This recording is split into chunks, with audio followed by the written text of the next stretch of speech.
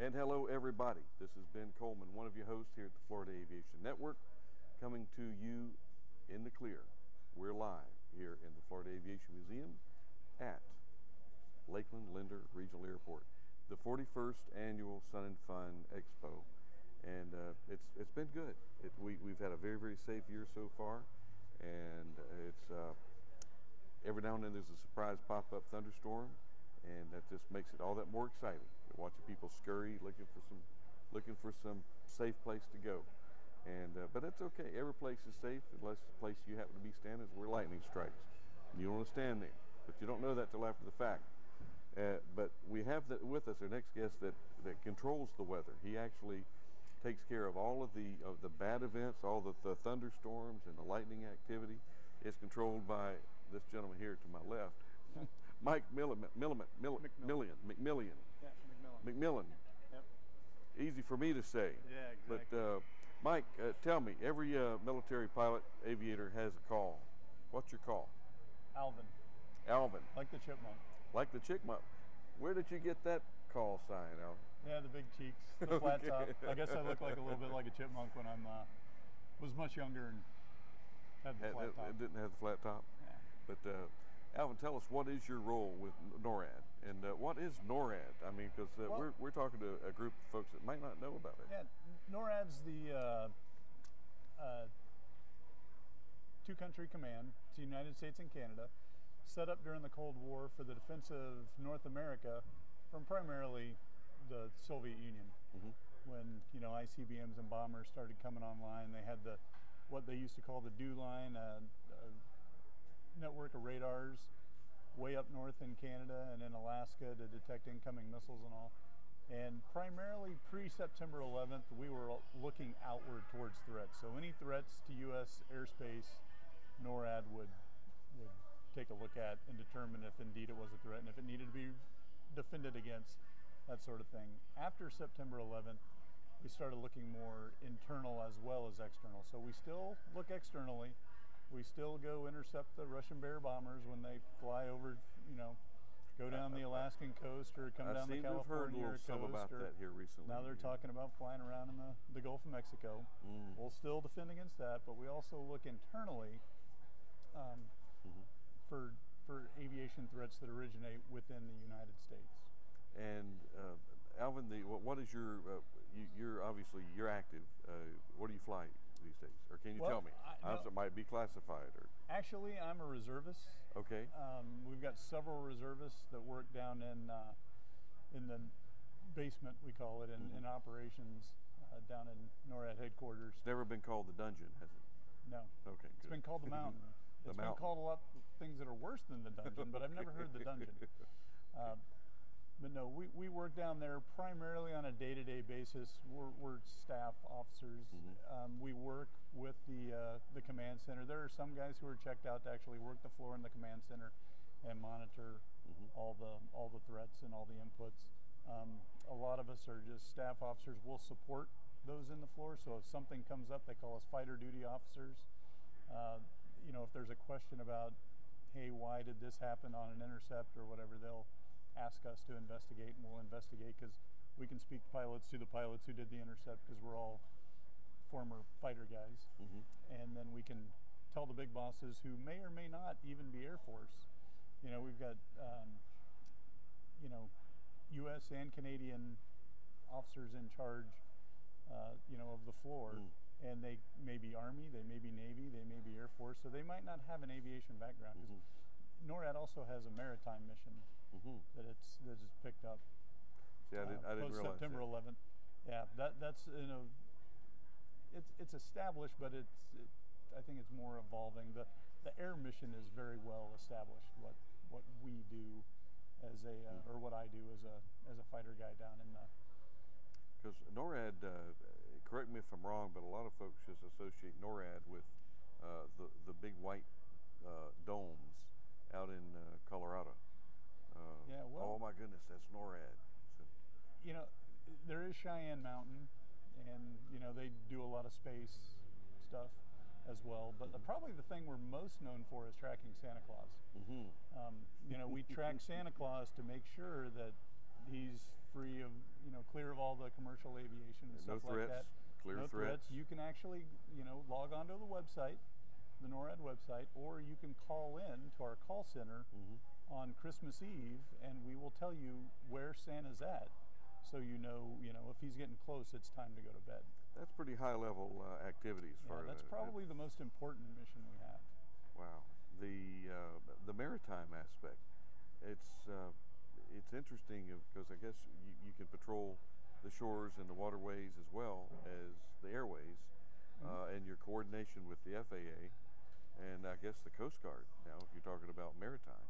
Yeah, the Navy and the Coast Guard, they monitor surface vessels that may be collecting or may have, offensive capabilities, that sort of thing. Well, there's just a whole network of activity going on behind the scenes that the American public, the public in general, really is not aware of. It can get pretty busy down there.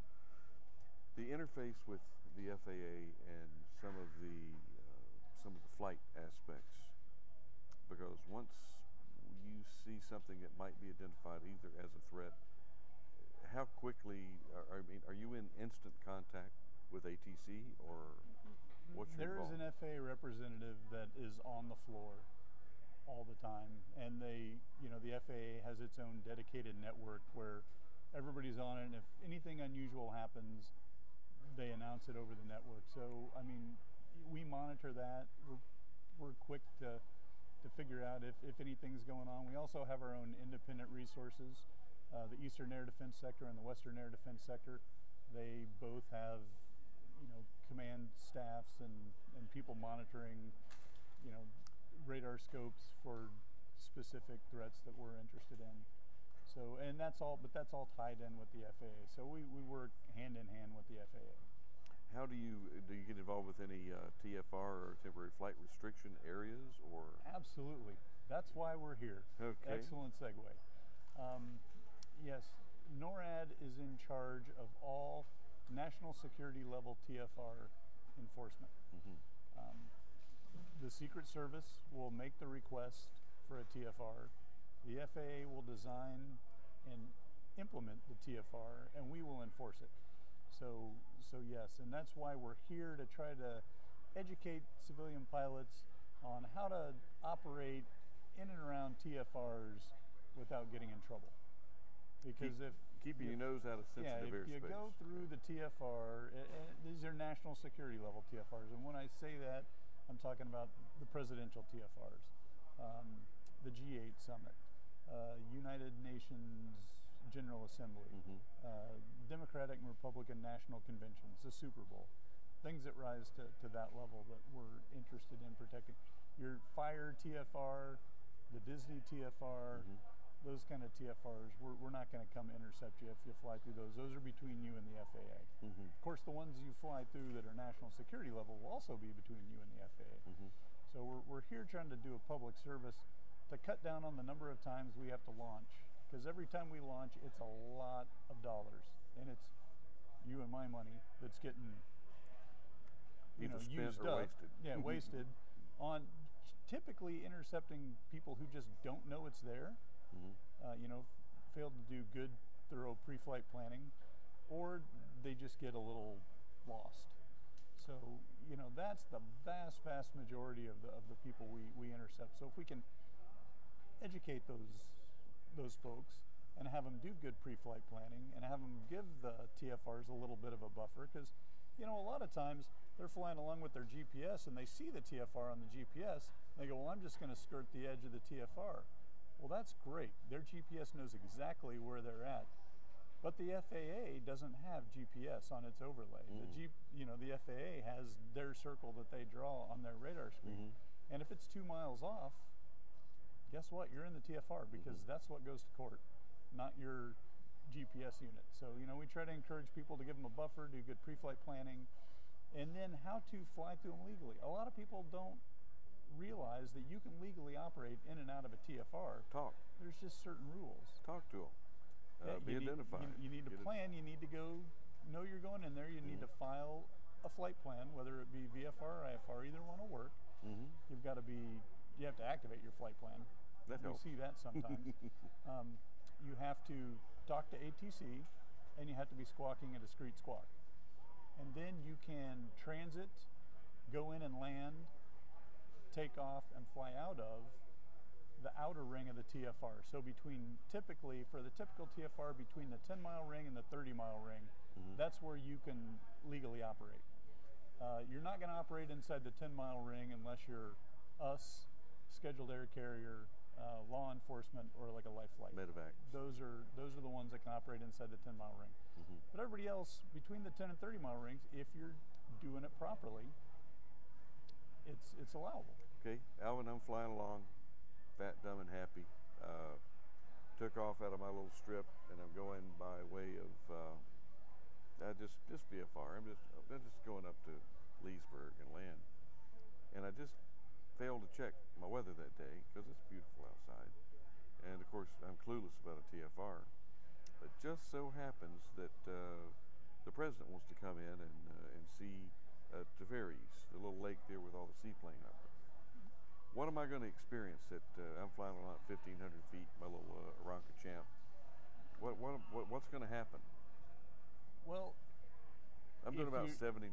If you have your radio on, you're talking ATC. I don't want a radio. Got the window down, my arms hanging out. First thing you're probably going to see is an F-16 or an F-15 down here. Jacksonville flies F-15s. You're going to see an F-15 go whizzing by at about 200 knots, probably 100 feet or so off your wing, getting your tail number. What was that? Okay, and man, that was probably going to get your attention really quick. Still flying along. What you want to do is keep flying along. Don't do anything different. You just keep going the way you're going until but I'm going to pick a wing up. On the radio. Man, I thought I saw something fly by. He's going to rock his wings. Okay. You can rock your wings to let him know you've been intercepted. But I don't know. I don't know what I just heard something whiz by me, and I thought it was a big bird, a big vulture, there's nothing there. I'm going to keep on going down where. Yep. And then he's going to come back and probably make a second pass to finish getting your tail number. Damn, it's about like. I tell people getting a tail number off a small airplane is like trying to read the license plate of a car on the side of the road when you're doing 100 past the car. You can probably get half of it, but it's going to take 2 times. So you're probably going to be introduced twice. Initially, it'll be on the left side, and then if you got problems, I like to come down on the right side for the second pass because the tail number is written back to front, and it's a little easier to get those last couple. We're going to try to call you on 121.5. So if you have a radio in your airplane, don't mess with tune it to 121.5. Don't need a radio. All right, then we're going to do it the old-fashioned way. You're going to have to dig out your AIM. Unless you have come by our booth and gotten our handy little kneeboard card that we provide free of charge, don't mess with that which stuff. Tells you how to avoid getting in this situation on the front and what to do on the back. I'm being a hardliner here, you know that. Yeah, I know. You're our favorite kind of customer. I don't mess with radios. This is America. Okay, so the next thing you're going to see is the airplane, the interceptor, is going to come flying by, rocking his wings, and it's going to do a turn, a nice gentle turn to a heading. Okay. And you need to follow him. That guy looks lost. I'm just going to keep on going where I'm going. He'll do it again. Okay. And then if you still keep going and it's starting to get serious, now he'll do what we call a headbutt. You're flying along, fat, dumb, and happy. He'll come do a 90-degree turn across your nose. Damn, that looked like an F-15. That means turn and go that way now. And if flares are coming out, it means make it a 60-degree bank turn, not a 30-degree bank turn. So I'm scratching my head right about now. What does he want me to do? What's these bright things out in the sky, you know? I'm going to land Leesburg. Well, we're going to keep headbutting you until the decision's made to let you go on your way or get a little more serious. Yeah, and it all depends on it. We all have a responsibility. Flying, I don't care if I'm just going up around my potato patch. I go and check weather, and just to I say any NOTAMs, any TFRs out, and typically it's not, but every now and then. One will pop up. Here's the thing. If we intercept you and you do as we ask you to do, turn and leave, nothing's going to happen from our point of view. You're gonna exit the restricted airspace, and I'm going to go back and land and continue my lunch, or the movie I was watching, or whatever I was doing. Now I might get a phone call. I'm never going to get. You're going to get a phone call from the FAA. You're going to be met when you land by law enforcement. Oh. You know, so once we're done with you, as long as you do what we ask, land where we ask, all that stuff, we're going to go, and I'm never going to think about you again. Mm-hmm. But your day's not over. You're going to have interviews with law enforcement, probably the Secret Service, if it's a presidential TFR. You know, if you're like the guy out in LA a couple of years ago who decided to throw a bale of weed in the back of his 172 and that's not fly smart. that somewhere. Well, when you're met by law enforcement, you've got that in there. I mean, they're going to go through your stuff, figure out why you're there, what you're doing, whether you were a threat or not. And then you're going to get to talk to the FAA. And so really, our part of it, as long as you do what we ask, we're the benign part. But again, your day's not over. Yeah, but your day's not over by a long shot. And the FAA portion can go on for months. If not longer. Yeah, that's not a pleasant thing. So I mean, we're just really here trying to do a public service to the general aviation community. And we want to save our tax dollars, because if I got to go intercept you, that comes out of my flight budget for the year. Mm-hmm. So that's less hours that I have available to train to go do the mission that I'm really paid to do. Well, and I mean, the only positive aspect is somebody's going to get some free flying time that day, from a pilot standpoint. Yeah. Oh boy, I get to go fly an F-15 and go. You know, I used to sit alert with Madison, Wisconsin Air National Guard. I was an Iowa, Des Moines Air National Guard guy. But you know, when they would go on deployments or they need help, so a couple months out of the year, 2-3 months out of the year, I'd go up and help them out. And so I'd be on for 4 days. Yes, I would love for lots of pilots to go flying through TFRs. Please let me scramble. You're basically locked in. You've got a kitchen area, a living area where there's a TV. You got your bedrooms. There's a treadmill in the bathrooms. That's your life for 4 days. So yeah, if I get to go out and fly, that's awesome. However, the Madison guys don't like it because that takes away from their training hours. So the aircraft, and I don't know if you can talk about this, but are they hot? I mean, are they plugged in? They're fully armed. Okay. It's the real deal. Okay. After September 11th, there's no more messing around with. It's all the stuff we fly with in combat. Okay. So worst possible case scenario, if you were so either unfortunate or naive enough to continue on and know that it was a presidential, and if you were identified as a threat, and I've tried to caution people all the time that the crotchety old guy that don't use a radio, don't care. That's the reason I quit following IFR. I have a transponder. Don't need one. Don't want one. I said, you could be a statistic. Well, we could read about you. You know what? But that's perfectly fine. I love just going out. Grassroots, CD pants flying. Yeah, just go out and have fun. That's what flying's about. I still fly because it's fun. If I didn't like flying, I wouldn't have the job I have. Well, I agree. Too much time away from the family and all that stuff. But it's my passion. It's what I've wanted to do since I was 7 years old, and my whole life's been about flying. So we encourage that, but you have to do the planning if you're going to do that. You have to know what your limitations are. I can't talk to anybody once I get up there. I can't squawk anything. I have to know what's going on before I take off. And the best way to do it is to go to www.tfr.fa.gov. I don't mess with the internet. If you're gonna go for, go flying. If you're just gonna go around the patch, I just look at it and go, President's not here today. Don't worry about it. If I'm gonna go cross country, I'm gonna print that thing out. So if something does happen, I go, well, I checked. The best way to do it is to call the 1-800-WEATHER brief. A recorded conversation is made. You don't have to have internet. You can even use a rotary phone to do that. You don't have to have any technology at all. You can be in Kentucky and use your rotary. Okay. I'm not going to start. Yeah, I grew up in Missouri. We won't pick on the Kentuckians. We're not going to go to Harlan County. I'm not going to go to Harlan County. But yeah, just pick up the phone and call. And then there's a recorded record that you did your due diligence, which is what the FAR is required. And once that is done, go fly.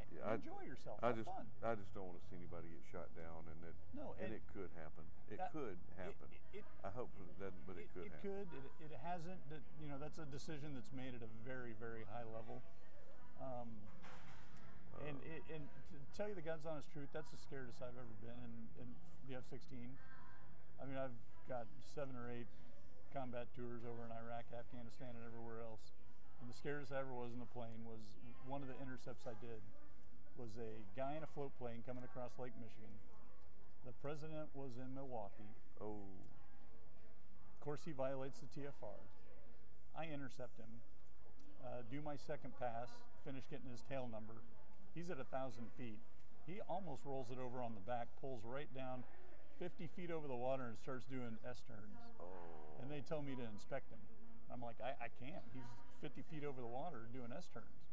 Well, he proceeds to turn around and start flying straight for downtown Milwaukee. No. And they go, headbutt him north. So the thing I talked about where you blast across, I'm down at 100 feet doing 400 knots, just standing it on its edge right across this guy's nose 4 times. He never even flinches.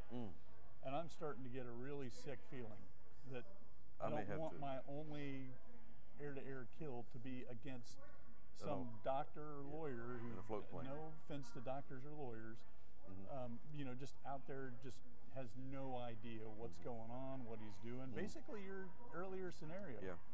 Well, he got 2 miles from the shoreline, and I am starting to sweat bullets. I'm just... Not today. Nothing good is going to happen out of this. Yeah. And Milwaukee Approach finally got a hold of the guy and told him, you better turn around right now or a world of badness is gonna happen. So he turned around. They told me the frequency he was on. I went over and told him, hey, just head north, and I'll coordinate with the sector, find out what they want to do with you. So they told me where he wanted to go land, or they wanted him to land. Well, he couldn't land there because he was float only. So I go, okay, just keep heading north. We'll come up with a different plan. Well, the next thing I know, he turns, starts heading towards the shore again. Oh, for the love of God, what's going on now? Yeah. This is starting to get crazy. And then he just landed. He was getting up by the shore where the water was calmer, I guess. Yeah. And he just landed. And he came back up on the radio and he said, I don't know what's going on. My radio is rechannelizing. I don't think my navigation system's working right. I go, well, that's all right, buddy. You're down. Luckily, stay there. What I didn't know, and I think the reason it worked out so well, is I was able to complete getting the tail number on that second pass before he took evasive action. And they were actually on the phone talking to his wife, and she assured them that he wasn't a terrorist; he was just a knucklehead. Well, the problem is had the day off that day and decided to go flying. Alvin, problem is you can't shoot somebody down just a little bit. Nope. I mean, when you have to pop something out of a tube, it's going to leave a mark, and it's usually going to be a final mark. Yes. You can't wing them. But that's from your perspective, that's got to be just a nightmare. Yeah, that was the most, like I said, that's the scariest I've ever been in an airplane, because I'm just telling myself, I don't want to be that guy. I want to be the first guy in Air Force history. Yeah. That has to shoot down one of our own, and it turns out to be a doctor who just didn't do his proper pre-flight planning. And as far as some of the intercepts of the other aircraft that, like, for example, pressurization problems, we've had a few here recently that have been at altitude and everybody's out. And, they scramble, you hear that they scramble military jets to go up and inspect. Would that be a NORAD involvement, or is that local? Yeah, no, that'll be NORAD. Okay. We don't always launch just for a TFR violation. Depending on what's going on an airliner, the airline or the FAA can request the Homeland Support. Security that we launch and try to figure out what's going on with that. FAA can request if an airplane is unresponsive, like those. You know, so there's different agencies that can request we launch without a TFR being violated, depending on what scenario is taking place. Well, it's good to know that our waterways, our coastline, and our airways are being watched. And we will try to focus and funnel as many people as we can to your Norad booth. Yep, we're in Hangar C. Hangar C. Right in the corner. And also, we're going to send them, more importantly, to your website. And just Google Norad. Yep. Search engine, whatever search engine. www.norad.mil/general aviation. GA. General Aviation, spelled out. Yep. And it'll take you right there. Alvin, thank you so much for your time. All right. Alvin. Yeah. Just like the chipmunk. Okay. It's a pleasure to have you All here. right. Well, thanks for having us. Go ahead and sit right there, and we're going to close this one out. Oh, all right. And again, we're going to come up with another compelling, and we've just got so many different shows. Please keep this on your set and on your screen, and learn as much as you can about everything you can about aviation. It's safe. See you later.